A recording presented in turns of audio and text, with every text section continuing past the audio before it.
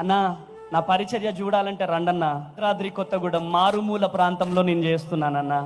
జిమ్మికులు చేసుకొని బతకాల్సిన పని లేదన్నా. 25 నువ్వు కాకినాడ వస్తున్నావు కదా, నన్ను కొత్తగూడు రండి అన్నయ్య అని పిలిచావు కదా.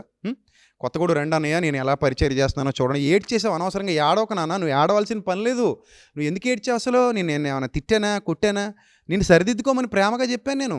నువ్వు చేసేది మంచి పద్ధతి కాదు నాన్న, అన్యుల మధ్య దేవుని నామాన్ని అవమానపరుస్తున్నావు అని చెప్పాను. నువ్వు ఏడాల్సిన పని లేదు నాన్న, నువ్వు ఏడవకు. నేను కాకినాడ వస్తాను 25వ తేదీ. నాకు ఉన్న పనులన్నీ పక్కన పెట్టి 25వ తేదీ నువ్వు కాకినాడ వస్తున్నావు కదా అంబేద్కర్ భవన్కి.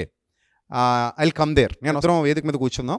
నువ్వు చెయ్యి నాన్న నా కళ్ళ ముందు. నేను వస్తూ మన సంఘాలలో ఉన్న విశ్వాసుల్లో గుడ్డివారిని కుంటివారిని తీసుకొస్తాను. చిన్న కుంటివారికి గుడ్డివారికి కూడా నేను కానుకలు ఇచ్చి పంపిస్తాను. నీకు కూడా నేను ఒక 5 లక్షలు ఇస్తాను. నువ్వు ఒక్క స్వస్థత చేయి నాన్న చాలు, చూస్తాను.